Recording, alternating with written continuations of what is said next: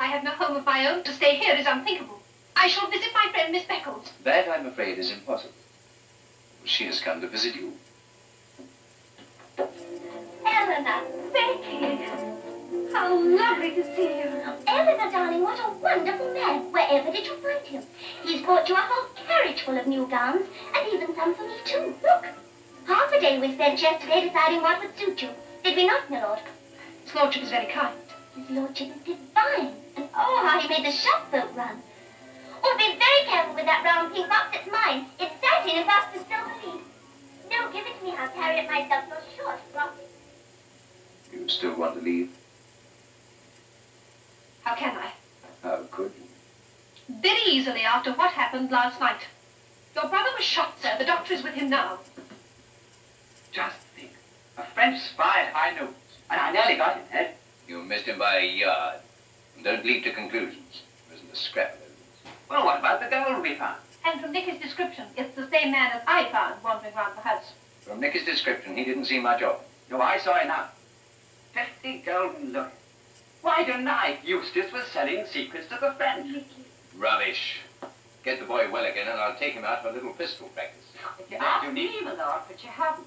It was that French Louis Neville. He was always calling on Mr. Eustace. Neville? Yes, my lord. You know him? Only by repute. He claims to be a refugee from Napoleon. Isn't he a friend of Madame de Chevreuse? Huh? What do you know about Madame de Chevreuse? Well, only what they said, huh? And what do they say at Oxford? Oh, nothing. Do you think he'll come back again? Quite possibly. There's something here he wants. Then whatever it is, I shall search for it myself and leave it ready on the table for him. I want no more shootings in this house. If you find anything, you will please hand it to me, unread. Then it is something to read. You take me up too sharply, madam.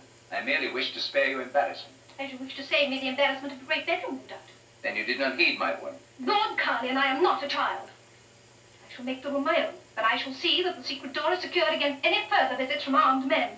That will be very wise. Oh, why do I stay in this madhouse? Oh, Eleanor, look.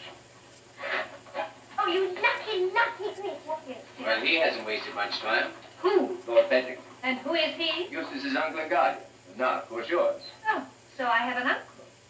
Well, I'm in need of some responsible advice. Advice? But I'm quite Lord capable. Carlin, you have done quite enough. Indeed, I fear you must be in need of a rest. I shall receive Lord Bedlington in the book room. That's right. You'd be well advised to keep out of sight. Well, he's very happy this morning. Oh, so is she. Oh, but you've been wounded. How fascinating. Was it in a duel? A running fight. Were there many of them? Well, it's rather hard to say. You must tell me all about it. Lord Carlin is here. What's that? Carlin here? Yes, my lord. He's in the book room. Lord Bedlington, my lord. So you're here. I should have thought a disarmed man would have kept to his own house. Why wasn't I told? May I present Mrs. Cheviot, Lord Bedlington? Your servant, ma'am. Why wasn't I told of Eustace's death? As his uncle, Mrs. Cheviot? Eustace was married before he died. Married? This isn't true. It's quite true, my lord. But he... Then you are in residence here, ma'am? Mrs. Cheviot I has... believe I can answer Lord Bedlington's questions. Yes, but... And ask some, too. Perhaps, Lord Carlin, you will leave us. You're going to need my advice. I think not. Perhaps you would prefer to dispense with my assistance altogether. That would be quite acceptable to me.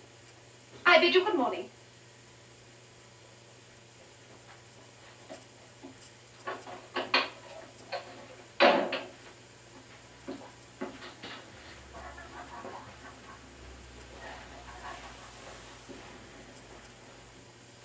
You're very kind.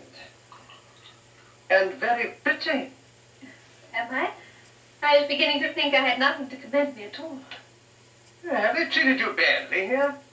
Oh, I think that is too strong a word. Lord Carlin is an unusual man. He's a ruined man. You were wise to end your association with him. Oh yes, I suppose I was. But you see, I need someone I can rely upon. Who's that? Oh, he's a smuggler. I think he's trying to sell me brandy. You see what I mean? Anything could happen in this house. I need your advice. And you shall have it, my dear. Another glass of wine, my lord? Yes, indeed, very pretty. A lot better than I should have expected from Eustace. I fear that Eustace was scarcely consulted. And the practical mix, too. Pretty and practical. Very rare indeed. Well, you have the property. And now you want my advice? Yes, my lord. My advice is, leave everything to me. Do you think I should? Everything. House, the estate, Eustace's letters and papers. I will see to them. You mustn't worry your pretty head. You're very kind. It will be difficult for me. The prince takes a great deal of my time, but I should be able to fit you in. Lord Bedlington. Naturally, you will provide accommodation for me now and then. Lord Bedlington, will you please go? I am not a practical minx. I do not like being fitted in, and I never provide accommodation. And if you compare me with any of your nephew's women again, I'll box your ears. What? Box my... I have decided to manage my own affairs.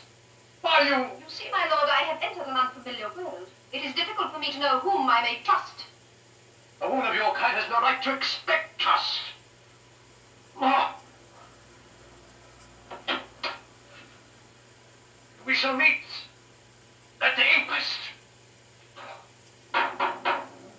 It is her association with Carlin that we should be getting at.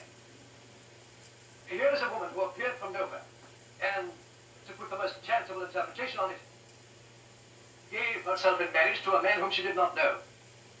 A man whose expectation of life was a mere matter of minutes. I ask you why? I ask you what strange influence was brought to bear on her to persuade her to enact this gruesome ceremony. I ask you who was to benefit. If it was a matter of love, why should Lord Cardian come into the affair at all? Unless he were the lover. Hello, please.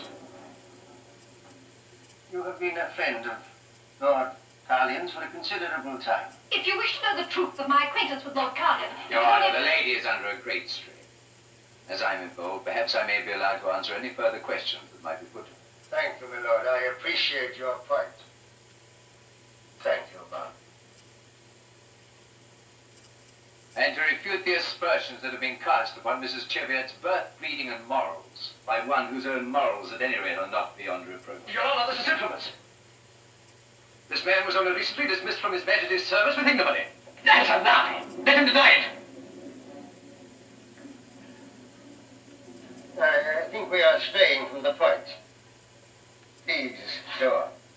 Mrs. Cheviot, Your Honor, has gained nothing from this marriage, except the derelict estate and a train of unhappy events, of which today's proceedings form the climax. As to my own association with her, began on Tuesday evening of this week. It is already terminated. I have been told that I am no longer welcome at High Noons. I wonder you didn't marry her yourself. She's such a paragon of womanly virtues. I should have been honored to do so, my lord. My only complaint against the lady is that she judged my cousin the better man. You accept this balded ace as an answer to a charge of conspiracy and murder? There is no such charge, my lord. But there is, and I bring it. Not in this court. Thank you, Lord Cardian. I think that is all.